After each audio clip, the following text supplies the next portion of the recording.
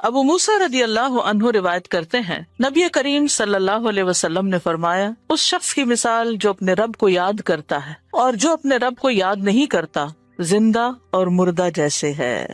تو ذکر کو زندگی سے تشبیہ دی گئی ہے، یعنی جس طرح انسان زندگی کے ساتھ خوبصورت ہوتا ہے، یعنی اس کا ظاہر خوبصورت ہوتا ہے جب زندہ ہوتا ہے، جب مر جاتا ہے تو آپ دیکھیں میت کیسی لگتی ہے، تو اسی طرح ذکر کے ساتھ انسان کا باطن روشن ہوتا ہے اور خوبصورت ہوتا ہے۔ ذکر جو ہے یعنی اللہ کی یاد جو ہے، اس کی کئی اقسام ہیں، قرآن، نماز، تسبیحات، علم کا سیکھنا سکھانا، یہ اس وقت ہم ذکر کی مجلس میں ہیں۔ پھر اسی طرح دوسروں کو امر بالمعروف کرنا، نہی عن المنکر کرنا، تو یہ جو ذکر ہے اس کی کسی بھی شکل میں، یہ اللہ تعالیٰ کے نزدیک ہر چیز سے بہتر عمل ہے۔ نبی صلی اللہ علیہ وسلم نے فرمایا، کیا میں تمہیں تمہارا بہترین عمل نہ بتاؤں جو تمہارے مالک کے نزدیک اچھا اور پاکیزہ ہے اور تمہارے درجات میں سب سے بلند ہے اور سونا چاندی کے خرچ کرنے سے بہتر ہے اور اللہ کی راہ میں جہاد کرتے ہوئے تمہارے کفار کی گردنیں مارنے اور ان کے تمہاری گردنیں مارنے سے بھی افضل ہے؟ صحابہ نے عرض کیا، کیوں نہیں؟ آپ نے فرمایا، اللہ تعالیٰ کا ذکر، چاہے آپ نماز میں کر رہے ہیں، نوافل میں کر رہے ہیں، تلاوت قرآن کے ذریعے کر رہے ہیں، تعلیم قرآن کے ذریعے کر رہے ہیں، تسبیحات کے ذریعے کر رہے ہیں، درود شریف پڑھ رہے ہیں، کسی بھی طرح کھڑے، بیٹھے، لیٹے، چلتے پھرتے، فارمل وے میں، انفارمل وے میں، اونچے یعنی جہرن اور سرن، جس شکل میں بھی آپ اللہ کو یاد کرتے ہیں، تو اس کی اتنی زیادہ فضیلت ہے، بہت افضل عمل ہے۔ اور اس کے برعکس کیا ہوتا ہے؟ اللہ تعالیٰ سے غافل ہو جانا، بھول جانا، اور وہ عموماً کب ہوتا ہے؟ جب ہم دنیا میں خوب محو ہو جاتے ہیں۔ اسی طرح رسول اللہ صلی اللہ علیہ وسلم نے فرمایا، بہترین عمل یہ ہے کہ جب تم دنیا سے رخصت ہو تو تمہاری زبان اللہ کے ذکر سے تر ہو، اور یہ اسی وقت ہو سکتا ہے جب ہمیں ہر حالت میں ذکر کرنے کی عادت ہو، یعنی ذکر جو ہی چھوٹے تو ہمیں کبھی سی محسوس ہونے لگے کہ کچھ رہ گیا ہے، کچھ چھٹ گیا میرے ہاتھ سے، کچھ نکل گیا ہے، کچھ کمی سی ہے، وہ خالی پن فوراً محسوس کر لیں ہم۔ ذکر کرنے والے سب سے آگے آگے ہوں گے۔ رسول اللہ صلی اللہ علیہ وسلم نے فرمایا، مفردون سبقت لے گئے۔ صحابہ نے پوچھا، اللہ کے رسول مفردون کون ہے؟ آپ نے فرمایا، اللہ کا بہت ذکر کرنے والے مرد اور ذکر کرنے والی عورتیں۔ ذکر کی حالت میں مسلسل اللہ تعالیٰ کا ساتھ ملتا ہے، اللہ کا قرب نصیب ہوتا ہے۔ اللہ تعالیٰ فرماتے ہیں، میں اپنے بندے کے ساتھ ہوں جب تک وہ مجھے یاد کرتا ہے اور میری یاد میں اپنے دونوں ہونٹ ہلاتا ہے۔ پھر شیطانی حملوں سے بچاؤ کا مضبوط قلعہ ہے۔ یحییٰ علیہ السلام نے بنی اسرائیل کو خطاب کیا اور اس میں ایک بات یہ کہی کہ بندہ جب تک اللہ کے ذکر میں مصروف رہتا ہے تو شیطان کے حملوں سے محفوظ ایک مضبوط قلعے میں ہوتا ہے، یعنی دشمن سے بچا ہوا ہوتا ہے۔ پھر جنت کے باغیچے ہیں ذکر کی مجلسیں، جیسے یہ مجلس ہے۔ رسول اللہ صلی اللہ علیہ وسلم نے فرمایا، جب تم لوگ جنت کے باغوں کے پاس سے گزرو تو کچھ کھا پی لیا کرو۔ صحابہ نے پوچھا، جنت کے باغوں سے کیا مراد ہے؟ آپ نے فرمایا، مجالس ذکر کی مجلسیں۔ قیامت کے دن سب سے زیادہ قابل رشک لوگ کون ہوں گے؟ جن کے چہروں کی سفیدی دیکھنے والوں کو ڈھانپ لے گی۔ وہ انبیاء و شہداء نہیں ہوں گے، لیکن ان کے اللہ کے قریب ہونے کی وجہ سے انبیاء و شہداء ان پہ رشک کریں گے۔ عرض کیا کہ اللہ کے رسول، یہ کون لوگ ہوں گے جن پہ انبیاء و شہداء رشک کریں گے؟ فرمایا، یہ مختلف قبیلوں کا مجموعہ ہے، مختلف قبیلوں، مختلف بیک گراؤنڈ سے آئے ہوئے لوگ ہیں جو اللہ کے ذکر پہ جمع ہوتے ہیں اور عمدہ کلام کو اس طرح چن چن کر لیتے ہیں جیسے کھجور کھانے والا عمدہ کھجوریں چن چن کے لیتا ہے۔ تو مجھے اس حدیث کو پڑھتے ہوئے آپ لوگوں کا خیال آتا ہے کہ علم کی مجلس میں سے جو اہم نکتے ہیں وہ آپ اپنے پاس محفوظ کرتے جاتے ہیں، کچھ باتیں دل میں یاد ہیں اور کچھ قلم سے یعنی نوٹ بک میں نوٹ کرتے جا رہے ہیں۔ تو ایسی مجلسیں جو ہیں وہ انسان کے لیے بہت بڑی نعمت ہے۔ پھر ذکر نہ کرنا باعث حسرت ہے۔ یاد رکھیے، جب میں ذکر کا لفظ بولتی ہوں نا تو ذکر کی ساری اقسام ذہن میں لایا کریں، کیونکہ ہمارے ہاں ذکر صرف اللہ کرنے کا نام بن گیا ہے۔ ذکر کی مجلس کیا ہے؟ جس میں سارے لوگ بیٹھ کے اندھیرا کر دیں اور پھر وہ اس انداز میں ذکر کریں کہ سارے ایک نعرے کی شکل میں اور مل کے کوئی آوازیں بلند کریں۔ صحابہ سے ایسے کوئی طریقے منقول نہیں ہیں۔ وہاں صحابہ کرام نبی صلی اللہ علیہ وسلم کی مجالس میں جو بیٹھ کے علم حاصل کرتے تھے اس کو بھی ذکر کی مجلس سمجھتے تھے، اور ویسے بھی اکٹھے بیٹھ کر اللہ کو یاد کرتے تھے۔ جیسے مسجد نبی میں ایک دفعہ آپ تشریف لے گئے، 2 جماعتیں تھی، کچھ علم سکھا رہے تھے اور کچھ بیٹھ کے ویسے ہی تسبیحات پڑھ رہے تھے اپنی، تو آپ علم والوں کے پاس گئے، تو یہ بھی ذکر کی مجلس ہوتی ہے، یعنی علم کا سیکھنا سکھانا اور بیٹھ کے تسبیح پڑھتے رہنا، ذکر کرتے رہنا، جیسے آپ حرم میں بیٹھ کے کرتے ہیں، کسی مسجد میں بیٹھے ہوتے ہیں۔ اس کے لیے ضروری نہیں ہوتا کہ کوئی تسبیحات کرنے کے لیے باقاعدہ لوگوں کو دعوت دے کر کوئی ایسے حلقے اکٹھے کیے جائیں۔ ذکر نہ کرنا باعث حسرت ہے. نبی صلی اللہ علیہ وسلم نے فرمایا جو لوگ کسی جگہ پر مجلس کریں لیکن اس میں اللہ کا ذکر نہ کریں اور نبی صلی اللہ علیہ وسلم پر درود نہ بھیجیں تو وہ ان کے لیے قیامت کے دن باعث حسرت ہوگی. اگرچہ وہ اجر و ثواب کی بنیاد پر جنت میں داخل ہو جائیں گے لیکن انہیں حسرت ہوگی کہ ہم نے یہ وقت کیوں گنوا دیا. ذکر نہ کرنے والے بدترین مخلوق ہیں، بد نصیب لوگ ہیں. عمرو بن ابسہ سے روایت ہے، رسول اللہ صلی اللہ علیہ وسلم نے فرمایا جب بھی سورج چڑھتا ہے اللہ عز و جل کی ہر ایک مخلوق اللہ عز و جل کی تسبیح اور حمد و ثنا بیان کرتی، یعنی صبح ہوتے ہی ساری مخلوق ذکر میں لگ جاتی. لیکن شیطان اور اولاد آدم میں سے آتا قسم کے لوگ ذکر نہیں کرتے. تو میں نے بنی آدم میں آتا قسم کے لوگوں کے بارے میں سوال کیا. آپ نے فرمایا بدترین مخلوق، یا فرمایا اللہ کی مخلوق میں سے بدترین لوگ، یعنی آسمان و زمین، سورج چاند ستارے درخت شجر حجر ہر چیز ذکر میں مشغول ہے سوائے ان لوگوں کے جو سو کے وقت گزار رہے ہیں یا غفلت میں پڑے ہوئے ہیں. ابو ہریرہ رضی اللہ عنہ روایت کرتے ہیں نبی کریم صلی اللہ علیہ وسلم نے فرمایا دو کلمے رحمان کو بہت محبوب ہیں، زبان پر بہت ہلکے ہیں لیکن قیامت کے دن ترازو میں بہت بھاری ہوں گے.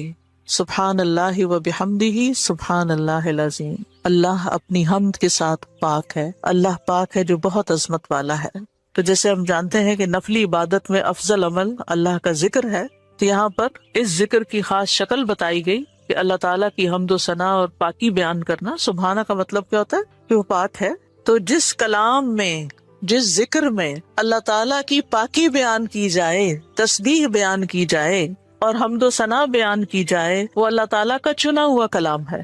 رسول اللہ صلی اللہ علیہ وسلم سے سوال کیا گیا کون سا کلام افضل ہے؟ آپ نے فرمایا جو اللہ نے اپنے فرشتوں اور بندوں کے لیے چنا. کیا فرمایا؟ جو اللہ نے اپنے فرشتوں اور اپنے بندوں کے لیے چنا. سبحان اللہ و بحمدہ. ٹھیک ہے، سبحان اللہ و بحمدہ. یہ تمام مخلوق کی نماز ہے، تمام مخلوق کی نماز ہے. نوح علیہ السلام کی وفات کا وقت جب آیا تو انہوں نے اپنے بیٹے سے فرمایا کہ میں تمہیں ایک وصیت کر رہا ہوں، دو باتوں کو کرنے کا حکم دیتا ہوں، دو باتوں سے روکتا ہوں. اور دو کرنے کے جو کام بتائے اس میں سے ایک لا الہ الا اللہ کا اقرار، کہ اگر ساتوں آسمان اور ساتوں زمینوں کو ترازو کے ایک پلڑے میں رکھ دیا جائے اور لا الہ الا اللہ کو دوسرے پلڑے میں، تو لا الہ الا اللہ والا پلڑا جھک جائے گا. اور اگر ساتوں آسمان اور ساتوں زمینیں ایک بند کڑے کی شکل اختیار کر لیں تو لا الہ الا اللہ اس کو بھی توڑ دے گا. اتنی طاقت ہے اس کلام کے اندر. اور دوسرا یہ کہ سبحان اللہ و بحمدہ کا ورد کرتے رہنا، کیونکہ یہ ہر چیز کی نماز ہے اور اس کے ذریعے مخلوق کو رزق ملتا ہے. اور میں تمہیں شرک اور تکبر سے منع کرتا ہوں. یہ دو منع کرنے والی چیزیں تھیں. اسی طرح ان کلمات کو اگر کوئی 100 دفعہ دن میں پڑھے تو اس کے گناہ مٹ جاتے ہیں، گناہ جھڑ جاتے ہیں، چاہے سمندر کی جھاگ کے برابر ہی کیوں نہ ہو. پھر اسی طرح ایک اور حدیث میں آتا ہے سنن ترمذی کی، جو شخص سبحان اللہ العظیم و بحمدہ کہتا ہے اس کے لیے جنت میں کھجور کا ایک درخت لگا دیا جاتا ہے، صرف ایک دفعہ کہنے سے. کہہ لیجیے سبحان اللہ العظیم و بحمدہ. اللہ کے راستے میں سونا خرچ کرنے سے بہتر ہے.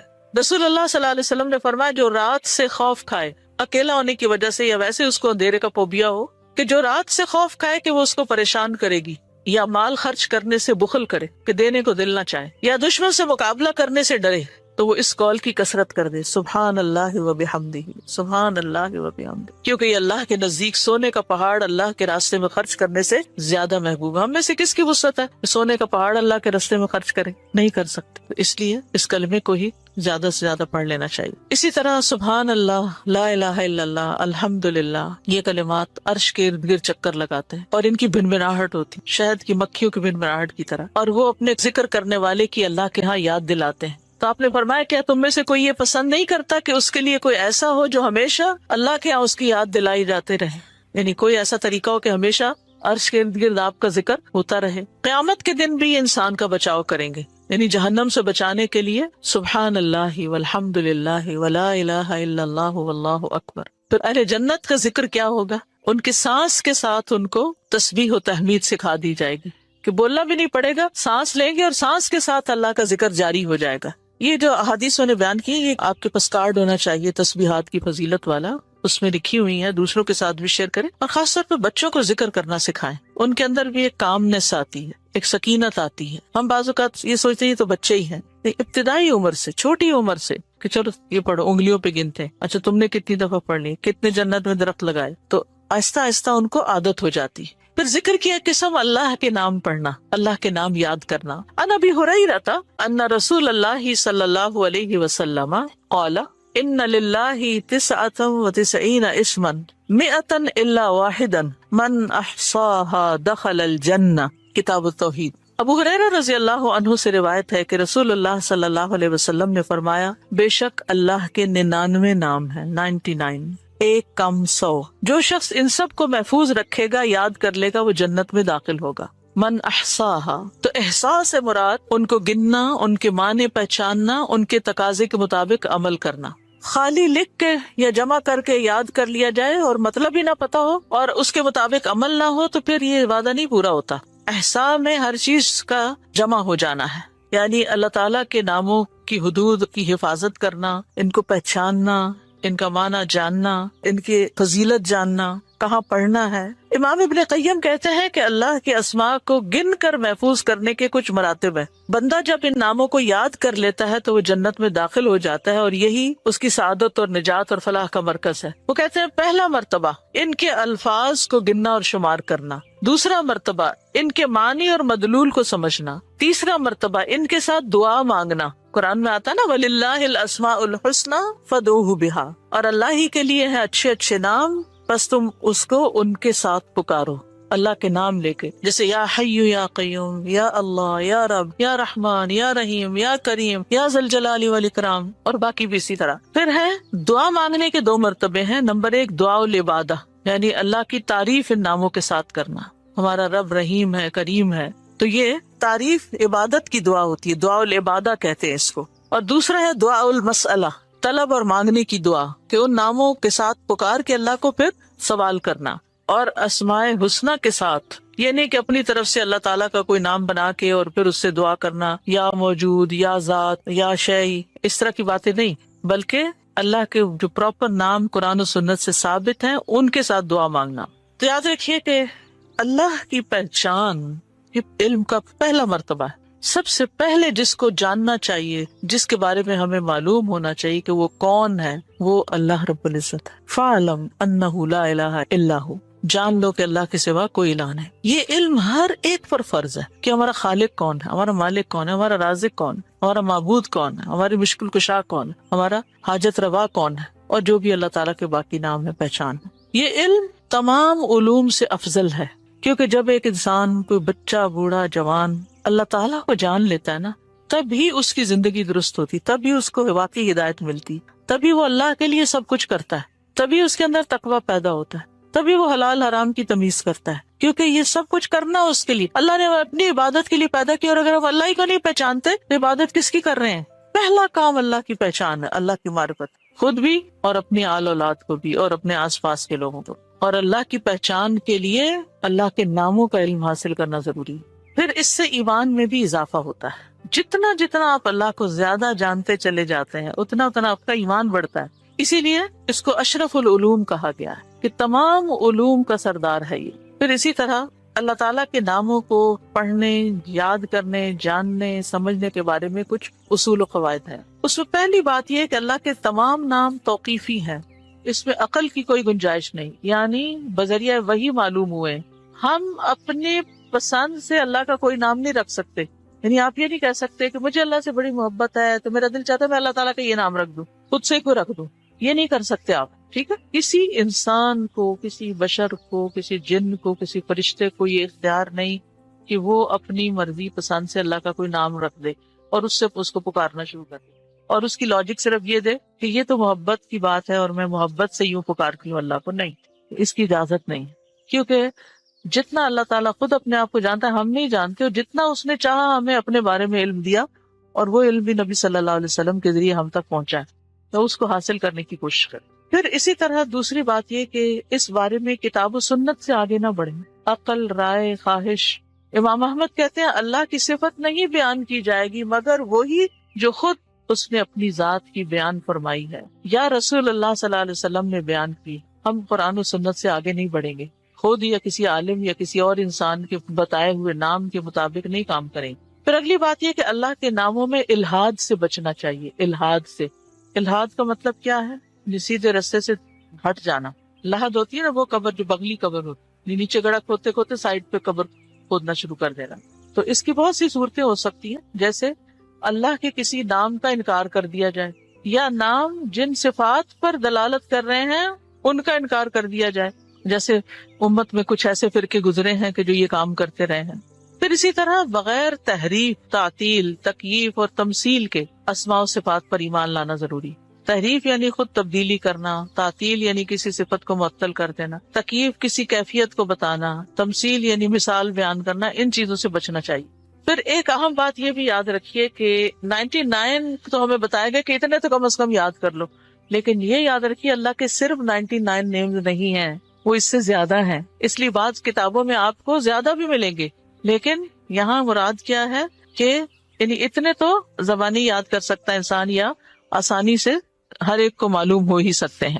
کیونکہ حدیث میں آتا ہے اسألک بکل اسم هو لک سمیت بہ نفسک وانزلتہ فی کتابک او علمتہ احدا من خلقک او استأثرت بہ فی علم الغیب عندک. اے اللہ میں تجھ سے تیرے ہر نام کے واسطے سے دعا کرتا ہوں، وہ نام جو تو نے اپنی ذات کے لیے رکھے، یا جو نام تو نے اپنی کتاب میں اتارے، یا وہ جو اپنی مخلوقات میں سے کسی کو سکھا دیے، یا وہ نام جو تو نے اب تک اپنے خزانہ غیب میں محفوظ رکھے.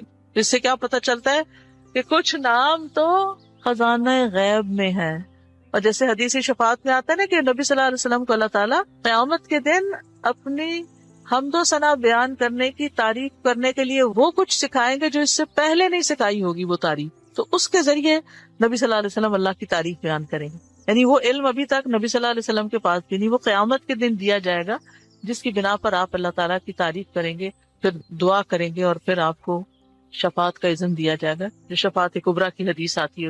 الہدیٰ نے اللہ تعالیٰ کے ناموں کا ایک کارڈ ریوائز کر کے چھاپا تھا، جس میں قرآن اور سنت کی دلیل سے وہ نام لیے گئے ہیں. اور باقی جو تاج کمپنی کے چھپے ہوئے نام، ان میں کچھ نام ایسے ہیں جو اللہ کے نام نہیں ہیں، وہ اللہ تعالیٰ کے افعال ہیں جن سے لوگوں نے خود نام بنا لیے.